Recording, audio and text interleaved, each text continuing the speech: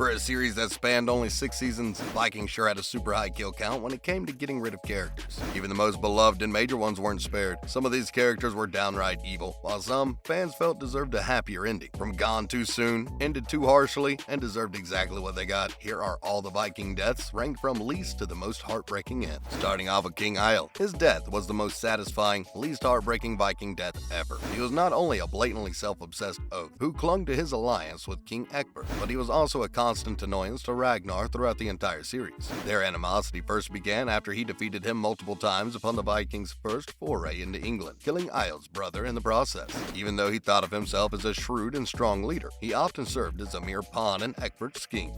And even after being given Lothbrok, the king was unable to see the bigger picture and instead took great pleasure in killing his former Viking enemy. It was only a matter of time before Ragnar's sons arrived seeking revenge for their father's death, but he'd still not realized his mistake. The Ragnarsons went on to Blood Eagle King Eyal, just a few feet from their father's grave to honor his memory. The boys hang his corpse high in the position of Christ, overlooking the snake pit as an added display of contempt, and fans breathed a sigh of relief. And equally satisfying was Jarl Borg's ending. After making his debut in Season 1, Jarl Borg quickly became one of the first major antagonists in the series. Ragnar, who'd never stopped being ambitious and was moving up the ranks quickly, had Borg as a sort of rival. And even after he put an end to the conflict between Borg and Horik, there was still an underlying feeling of resentment and jealousy within Borg. And it was this resentment that led him to raid Lothbrok's home of Kattegat while he was away. Unfortunately for him, though, it wasn't hard for Ragnar to soon take back control of the territory with the help of Lagertha and his son Bjorn. Having lost, Jarl Borg would soon become the first character on the show to be put to death under the legendary Blood Eagle tradition, which was maybe the most gruesome on the show. But hey, he got what he deserved, and we don't miss him at all. Next up, Sigmund gets axed. Throughout the show, we saw most of Ragnar's sons evolve into complex, pretty well-developed characters in their own right, and so did Sigmund. He had a lot of potential and would have likely outperformed most of his brothers in battle if given the chance, but he ended up getting the short end of the stick, or should we say the axe. Unfortunately though, fans didn't get the chance to know more about him before he was offed for slandering the manliness of his brother in front of the army. You know, at times, it seemed as though he was mainly just introduced so that his death could convince the plot and cause a rift between the brothers.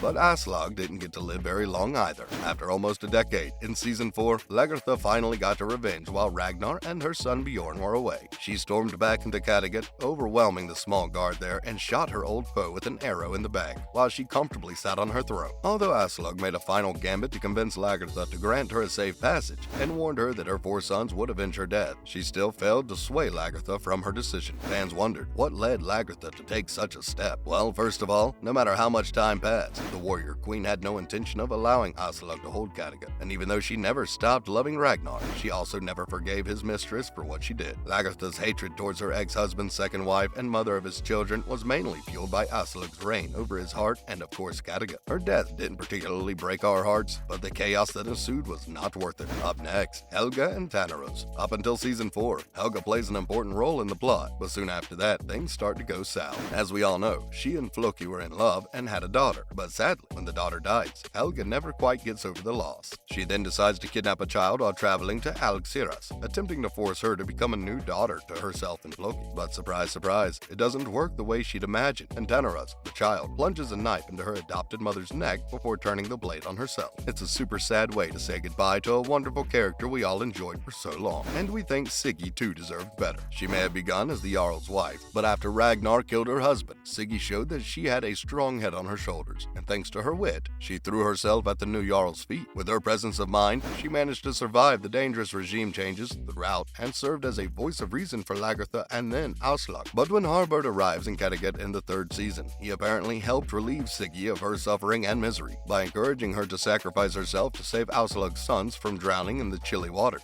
which she did. This was undoubtedly heartbreaking, but not as heartbreaking as Thorstein's death. Thorstein was one of the noblest characters possible in Vikings, the OG raider in the group, and a brilliant warrior. He never wavered in his commitment to Lothbrok when Floki, Rollo, Siggy, Torvi, and even Lagertha had their own motives that didn't always align with that of Ragnar. Thorstein stood tall by him, and his mistrust of Rollo continued right to the bitter end. He was so dedicated that after faking his own death in an attempt to dispose of King Horik, Thorstein fought for Ragnar right up until he lost lost his arm in battle at Wessex. But that wasn't the end of his loyalty. To give his friends the best chance at victory, he later offered to serve as a scout for an impossible battle and sacrificed his life while dodging arrows in Season 3. His death felt like a personal loss. It felt like we'd all lost a good friend in Torstein. And of course, Athelstan's loss was equally devastating. Athelstan started off as a minor character but quickly became a fan fave and took on a life of his own when religion became a key theme to the show and its leading man Ragnar. Then he soon became Lothbrok's beloved right-hand man. Not only did he give him priceless advice, but also good knowledge about raids.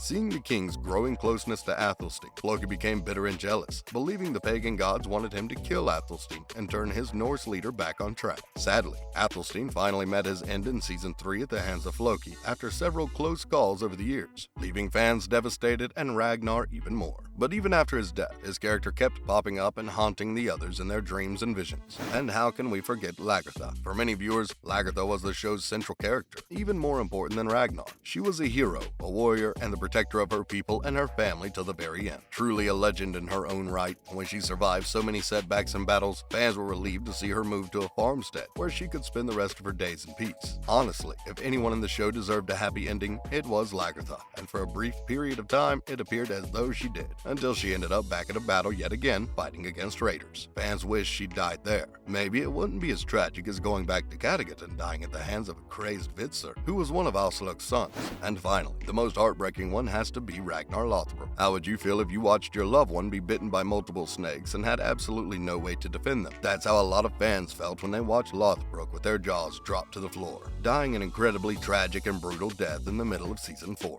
Now, many will argue that Ragnar Lothbrok was no saint, but anyone who's watched the show knows that he was a great man who'd done everything he could in his capacity to improve the lives of his people. He left his sons a legacy and guided the Vikings in their exploration of new lands, where they'd live more comfortably than in their harsh native lands. Even in his final moments, the warrior made sure that he died on his own terms and kept the interest of his people at the forefront. Sure, he'd made some mistakes along the way, all great kings do, but he didn't deserve to die the way he did, and his death was definitely the most heartbreaking. Many fans felt that the show lost its charm after Ragnar's untimely death. What other Viking death broke your heart? Comment below and let us know. Don't forget to give this video a thumbs up and subscribe to our channel for more. See you in the next one.